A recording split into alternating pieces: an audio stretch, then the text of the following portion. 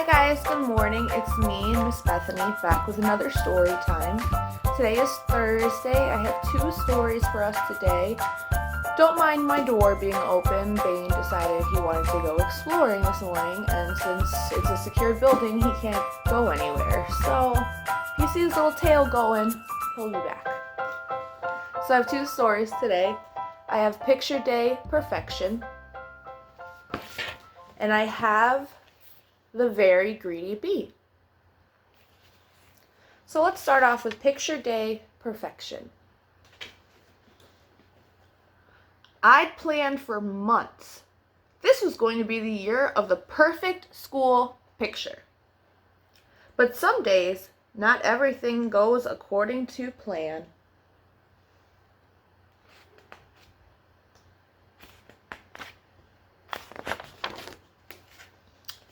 The day started with the worst case of bedhead ever. Exhibit A, front view.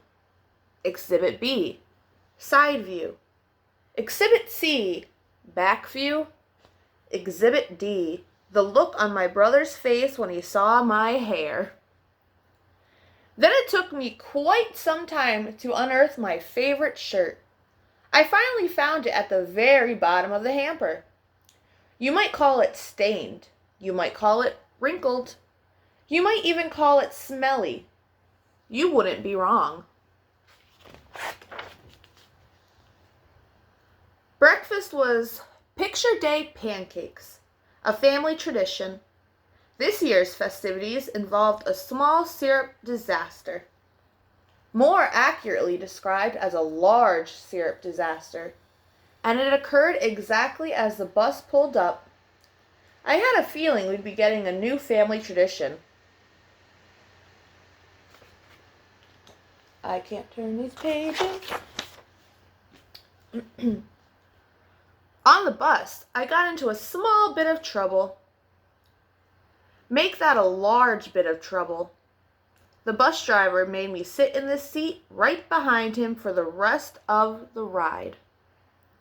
By the time I got into school, my Picture Day face was fixed in a scowl.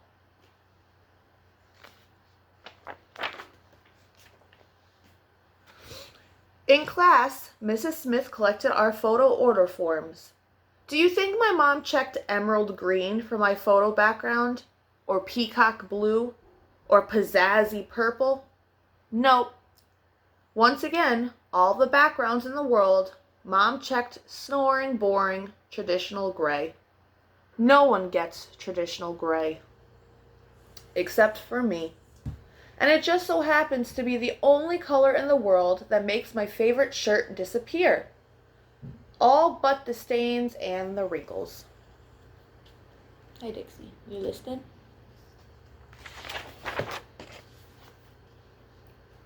After that, the teacher had us all stand up and practice our Picture Day smiles. Personally, I thought we needed a little something to get us in the Picture Day mood. Whoops! Got myself in trouble. Again.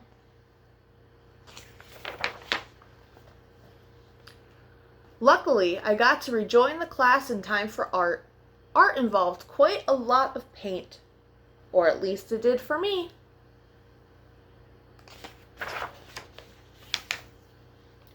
Finally, it was time to line up for our photos.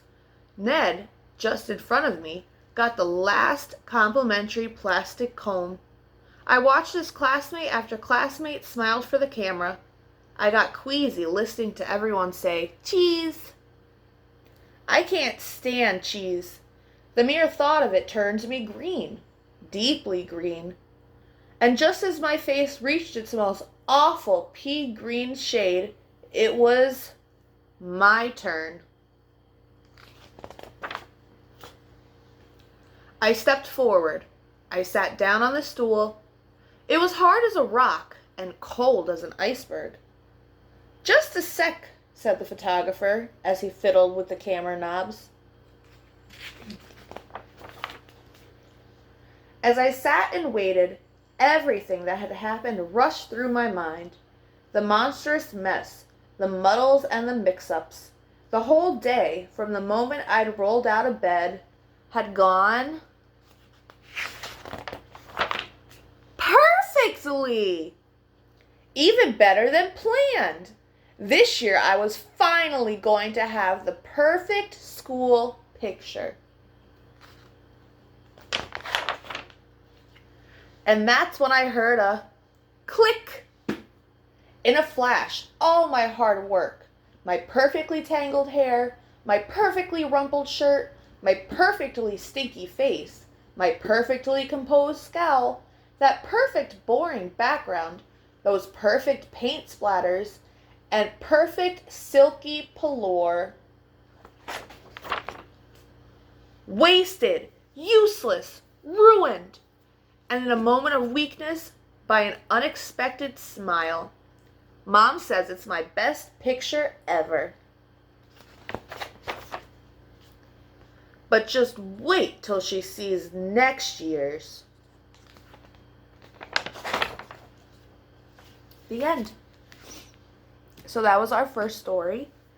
Our second story is The Very Greedy Bee. In a busy, buzzy beehive lived a very greedy bee. All the other bees worked hard making honey and cleaning the hive, but the greedy bees spent all day gobbling pollen and guzzling nectar. Slurp, slurp, slurp.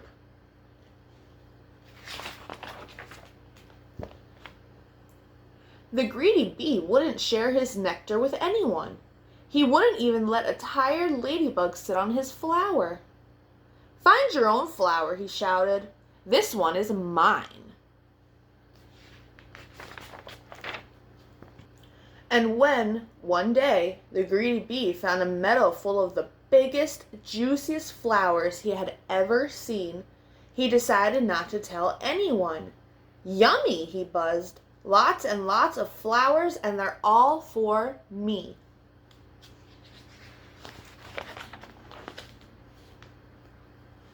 The greedy bee whizzed and bizzed from flower to flower, slurping and burping and growing fatter. And fatter, and fatter, and fatter. At last his tummy was full and he settled down on a big pink flower in the warm sunshine and fell fast asleep. When the greedy bee woke up, it was dark.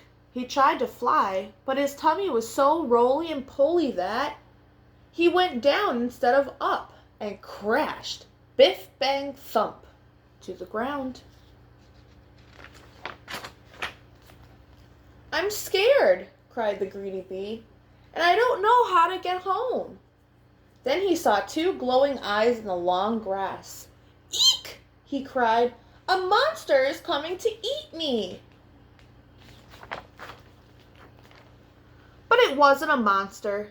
It was two friendly fireflies, their bottoms glowing in the dark. "What's wrong?" they asked.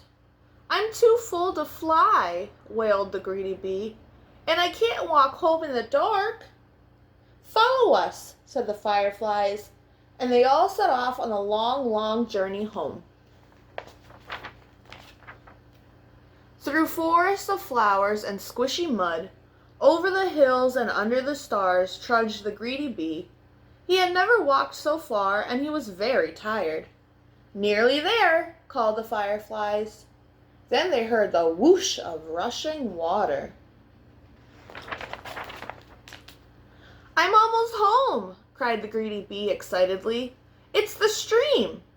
And it was, but his hive was on the other side of it.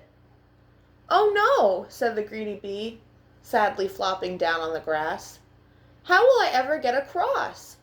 "We'll help you," said a tiny ant with a big leaf. The ant and his friends flipped the big leaf into the water. "Jump on!" they cried. Helped by the fireflies, the greedy bee and the ants made their way splishing and splashing to the other side of the stream. "Hooray, I'm home!" cheered the greedy bee. "Where have you been?" asked the other bees. "I overslurped," said the greedy bee. "I would never have made it home if my new friends hadn't been so kind. Now I'm going to share my best honey with them. Would you like some too?" "Yes," said the other bees. "Let's have a party." Everyone enjoyed a midnight feast of yummy, runny honey, all except for one very sleepy, very happy, but not so greedy bee. The end.